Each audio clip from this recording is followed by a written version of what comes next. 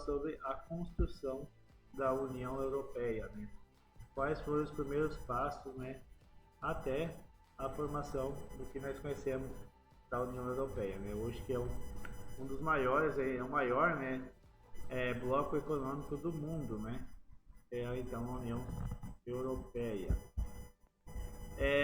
A União Europeia desempenha no mundo um protagonismo importante, tá? Tanto no plano científico e tecnológico, como na indústria agrícola, cultura e comercial. Então vamos conhecer um pouquinho aí, né? Um pouquinho sobre a história, tá, da União Europeia. Nos fins da Segunda Guerra Mundial, né, a Europa, principalmente o campo de batalha do conflito, né, se encontrava então devastada. Okay? Temos aqui na figura 21, né, uma parte da cidade de Dresden, né, a cidade alemã, totalmente destruída. Então, na Segunda Guerra Mundial, aí, no final da Segunda Guerra Mundial, a Europa estava devastada. Então, né, em 1947, o secretário, né, de Estado dos Estados Unidos, George Marshall, e seus assessores elaboraram um plano para a recuperação econômica da Europa. Então, o plano Marshall, como ficou conhecido, foi aplicado em 1948. Ele oferecia, entre outras vantagens, a importação de produtos estadunidenses a preço baixo, crédito para importação de equipamentos e empréstimo a juros reduzidos, com vencimento em longo prazo. Então, com o plano Marshall, os Estados Unidos, né, aproveitou essa brecha aí, né, viu que então a Europa, né, estava totalmente devastada, e ele foi lá e se aproveitou e criou então o plano Marshall para ajudar e também para conter o avanço soviético, tá? No fim da Segunda Guerra Mundial, a Alemanha nazista tinha sido exterminada, né? E houve então o início da Guerra Fria, né? Como nós falamos nas aulas passadas sobre a Guerra Fria. A Guerra Fria então foi um conflito entre os Estados Unidos e a Rússia. Então os Estados Unidos viu uma garantia ali para barrar o avanço da União Soviética com um plano Marshall, né, com ajuda aí financeira. Além dos interesses econômicos, né, havia no plano Marshall motivações geopolíticas, né, como eu falei. Então teve ali o plano Marshall, né? O plano Marshall foi então feito ali no finalzinho, né? No final já da Segunda Guerra Mundial, né? Lá nos anos 1947. Mais um pouquinho antes disso, pessoal, iniciou ali, diz que o primordial ali, o início, né? Vamos dizer assim, da União Soviética, ou União Europeia, perdão, da União Europeia, é o famoso Benelux, tá? O Benelux era um grupo, né, entre os principais produtores, né, de aço ali, de ferro, né, na Europa ali. Então, em plena Segunda Guerra Mundial, a Bélgica, os Países Baixos e Luxemburgo mantinham negociações sobre a formação de um bloco econômico. Durante ainda a guerra, né, Segunda Guerra Mundial, a Bélgica, Países Baixos e Luxemburgo já estavam conversando aí para a implantação de um bloco econômico. Assim, os recursos oferecidos pelo Plano Marshall facilitaram então a implantação do Benelux, né? Benelux então vem B de Bélgica, N de Netherlands, ou seja, Países Baixos, e Lux de Luxemburgo. O Benelux então funcionava como uma união aduaneira ou alfandegária, cujos primeiros passos foi dado em 1º de janeiro de 1948, tá? Já no finalzinho aí da guerra também. Com os três países, né, assinaram então um acordo de eliminação de barreiras comerciais entre eles. O Benelux foi a primeira experiência, né, de integração econômica entre os países da Europa. Então foi ali o primordial ali, né, o primeiro, né, grupo ali bem sucedido, né, na Europa. Okay? Então por isso que muitos dizem que é o, vamos dizer assim, é o pai ou a mãe, né, da União Europeia. Após o Benelux, veio então a Comunidade Europeia do Carvão e do Aço, né, que já abrangeu vários outros países, além de Bélgica, Países Baixos e Luxemburgo. Então se expansionou, né, se expandiu aos outros países. A Comunidade Europeia do Carvão e do Aço foi sediada então em Luxemburgo. Ela foi criada então em 1952, reunindo então França, Itália, Bélgica, Alemanha Ocidental, Luxemburgo e Países Baixos. Então tratava-se de uma união aduaneira, ou seja, de livre passagem de mercadorias, né? E funcionava então como uma união aduaneira do carvão mineral, do aço, do minério de ferro e de ferro velho. Objetivando então também a expansão econômica e do emprego entre esses países, ok? Então favoreceu ali então o crescimento econômico, né, e o emprego entre esses países que faziam parte aí da Comunidade Europeia do Carvão e do Aço. A SECA, né, ela superou a SECA, como que era conhecida, né, pela abreviação, superou a divergência entre a França e a Alemanha em relação às jazidas de minério de ferro e carvão e o parque siderúrgico localizado na sua fronteira. Então aqui, pessoal, entre a França e a Alemanha existe então ali jazidas, né, de minérios de ferro e de carvão, e durante ali antes da guerra houve grandes conflitos, né, principalmente pelo domínio dessa região. Após então o fim da Segunda Guerra, houve então ali algumas divergências, né, mas foi superado ali entre as duas. Então houve ali um fim desse conflito, né, entre essa região, tá?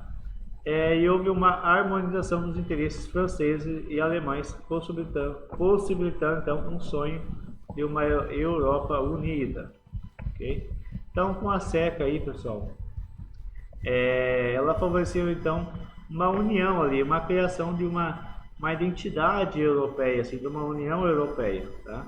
Foi a partir da SECA mesmo que houve então a abrangência de vários outros países, né, e criando ali uma identidade de união entre esses países. A primeira experiência bem sucedida da SECA levou então 6 países a fundarem, né, os países fundadores assinarem em 1957 o Tratado de Roma. O que esse Tratado de Roma identificava? Então, o que ele criava? Instituiu então o Mercado Comum Europeu, né, chamado MCE, ampliando então a abrangência do acordo entre os países membros, tá? Então, o Mercado Comum Europeu e a comunidade Mercado Comum Europeu foi então aí o início ali de um tratado ali que ampliou então, além dos planos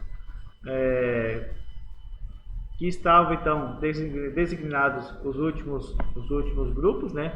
Então ampliou ali a questão econômica, ampliou ali para outros países também, tá? Então, passar do tempo com o êxito alcançado pela MCE, incentivou outros países a aderir ao bloco. Então, em 1953, ingressaram a Dinamarca, Reino Unido e Irlanda. Em 81, a Grécia, que não havia aderido à organização, ainda em virtude da ditadura em vigor no país, ela então adere também. Entre 62 a 74, o ingresso do MCE estava condicionado à vigência da democracia no país pretendente. Então, até então, a Grécia não tinha aderido por conta da ditadura, né? Então, para você entrar no MCE, no Mercado Comum Europeu, você tinha que não podia ser um país ditatorial, né? E tinha que ter liberdade de expressão aí. né, uma certa liberdade de expressão, ok? Em 1985, a OMC, já formando grande comunidade de países ou estados, passou a se chamar Comunidade Econômica Europeia. Então, em 1985, né, mudou então o nome para Comunidade Econômica Europeia. Com o fim do socialismo, né, por volta dos anos de 1980, com o fim do socialismo do leste europeu, né, por volta dos anos de 1980, com a desagregação da União Soviética em dezembro de 91 e a consequente encerramento da Guerra Fria e das ameaças soviéticas, permitiram então que ocorresse a reunificação alemã em 1990. Em 1990, então, ocorre a reunificação, ou seja, a Europa Ocidental e a Europa Oriental se unem e se torna a atual Alemanha aí. Quando a Alemanha se tornou um país economicamente mais poderoso, criou-se um clima de tensão. Por quê? Que criou um clima de tensão?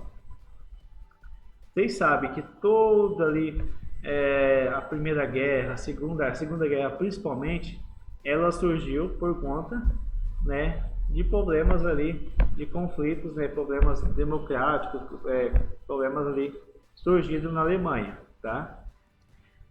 Então, a Alemanha, ela se viu obrigada, né, a surgir então a Segunda Guerra Mundial por conta ali das imposições feitas a ela por conta da Primeira Guerra Mundial. Então, ela se inicia então a Segunda Guerra Mundial por conta aí da Alemanha. E por que eles ficaram com medo então quando a Alemanha se reunificou e se tornou um país mais forte de novo, o país mais forte da União Europeia, da Europa? Porque eles ficaram com medo de que a Alemanha se rebeliasse de novo e surgisse então uma terceira guerra mundial, tá? Ficou ali com medo, né? Maior parte dos países, principalmente a França, ficou com medo ali da Alemanha, né? Por conta disso aí, com medo, né, de surgir uma nova guerra aí. Página 98. A alternativa encontrada para solucionar politicamente a questão foi aprofundar ainda mais a integração europeia. Então, vamos dizer assim, para não haver mais guerra, houve então aprofundar mais ainda a integração da União Europeia, tá? Integrou então a Europa mais ainda. Assim, em 92 foi assinado o Tratado de Maastricht, né? Maastricht, que é uma cidade holandesa do mesmo nome, que substitui então o Tratado de Roma de 57, ok? E tinha como objetivo de implantar a União Econômica e Monetária e uma política externa em defesas comuns. Então foi a partir do Tratado de Maastricht, né, que surgiu então a ideia aí da União Europeia. A assinatura desse tratado encerrou então a desconfiança, né, anteriores entre os países membros, ok? Então ocorreu ali uma... Então, com o Tratado de Maastricht, né, houve então a formalização da formação da União Europeia. Então, a assinatura desse tratado encerrou ali a disputa, né, a desconfiança, principalmente da França, que ela tinha com a Alemanha, né, porque a França ela foi bastante, assim, vamos dizer, horrorizada, né, por conta da Alemanha, porque ela foi devastada, né, com as invasões de Hitler, né. A França então foi o país europeu que foi mais devastado, né, durante a Segunda Guerra Mundial. Então ele tinha uma desconfiança da Alemanha aí, com essa unificação. Com esse tratado então encerrou ali a desconfiança. Estabeleceu então assim um livre circulação de mercadorias, capitais, serviços, entre outras coisas, né, e a eliminação de tarifas, ok? e além da criação do Banco Central Europeu, que passou a regular a nova moeda. Então, a partir daí, então, surgiu a União Europeia, que foi formalizada então como uma integração aduaneira, né, liberação das fronteiras, né, sem questão de imposto, sem questão de tarifas, né? Então você pode tranquilamente passar de um lado ao outro, né, sair de Portugal e para a Itália, Finlândia, né, outros países aí, sem pagar qualquer sem barramento, né, sem ficar tendo barramento aí de fronteiras, né? Então existe ali uma liberdade entre esses países aí. Em 95, 3 anos após a assinatura do tratado, Suécia, Finlândia e Áustria passaram a integrar a União Europeia. Em 1º de janeiro de 99, o euro, né, começou a vigorar, sendo adotado inicialmente por 12 dos 15 países então do da União Europeia. Reino Unido, Suécia e Dinamarca não adotaram, tá? Então, até na saída do Reino Unido, o Reino Unido ainda não tinha aderido ao euro, tá? Então, até nos dias atuais, né, então, nem todos os países da União Europeia aderiram ao euro. Em 2004, após cumprir várias exigências, foram admitidos na União Europeia mais 10 países, sendo então Chipre, Eslovênia, Eslováquia, Hungria, Polônia, Malta, Letônia, Lituânia, Estônia, República Tcheca. Então eles conseguiram aí entrar na União Europeia. Constituiu assim a Europa dos 25, tá? Então 2004 a União Europeia já estava com 25 países. Em 2007 foi admitido então a Bulgária e a Romênia, a Croácia. Então a União Europeia passou a contar 28 países. Em 2015 a Lituânia tornou-se então o 19º país a adotar o euro como moeda nacional. Okay? Então em 2017, né, já estava aqui formado a atual formação da União Europeia. Temos aqui os países membros, né? Verde mais fraco aqui, né? Tipo, meio marronzado, né?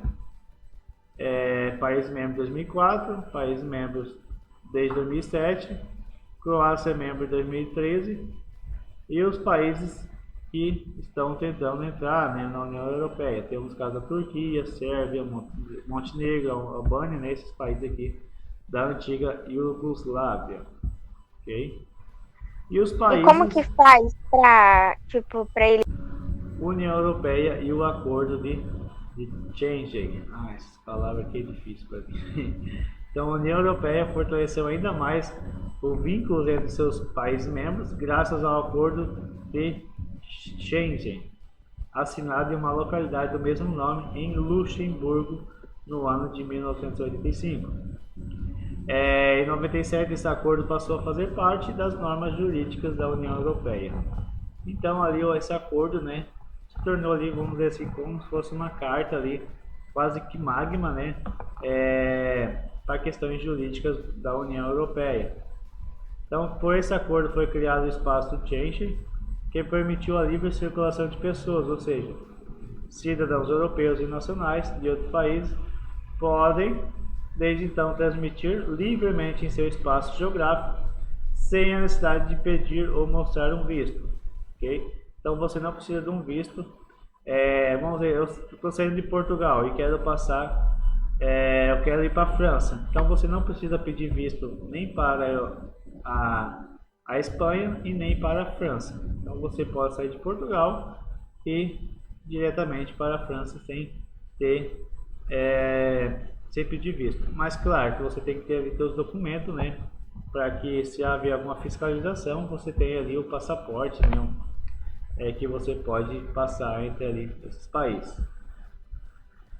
Há uma fronteira externa única onde são realizados controles de acesso ao espaço. Então cabe ao país, no caso de receber turistas de outros países que não pertencem ao espaço Schengen, cabe ali o país, né, a verificar, né, se ele vai ou não aceitar a pessoa, né, mas quem faz parte desse espaço de Schengen, ou seja, quem faz parte da União Europeia tem liberdade para você passar para lá e para cá. Existe somente ali uma fiscalização para quem vem de fora, tá? Para quem vem de fora é fiscalizado, ok?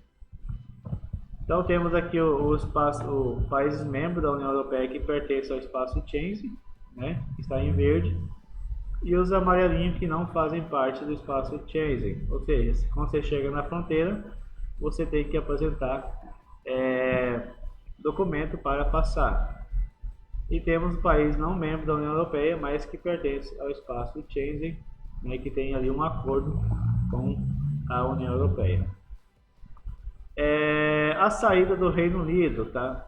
Em 1935, parte da população e dos políticos do Reino Unido já tinha se manifestado a intenção de sair da Comunidade Econômica Europeia. Então, quer dizer, esse manifesto do Reino Unido já tinha sido inicializado ainda bem antigamente, tá?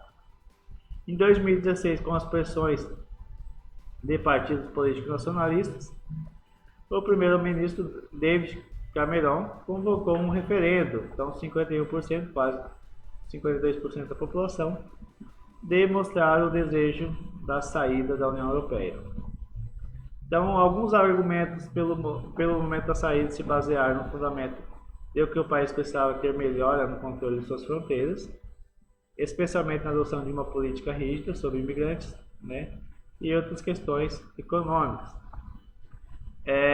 Então, pessoal, a Grã-Bretanha se viu ali forçado, né, a sair, né, do Reino Unido ou da União Europeia por conta ali de alguns conflitos que ocorreu, né, em seus países aí por conta aí da questão da imigração, né? Então existe um problema ali na Europa, a questão da imigração, imigrantes. Então cada vez mais pessoas de outros continentes estão indo para a Europa, e isso está criando alguns problemas, né? Gerando problemas na questão principalmente de emprego, tá? Falta de emprego para a população local. Desde 2006 as negociações para sair do Reino Unido estão em curso, prevendo que estarão concluídas em 2019. Então isso aqui já é meio antigo, né? A gente já sabe que o Reino Unido saiu, né? Já saiu da União Europeia, tá? Não faz mais parte da União, ok?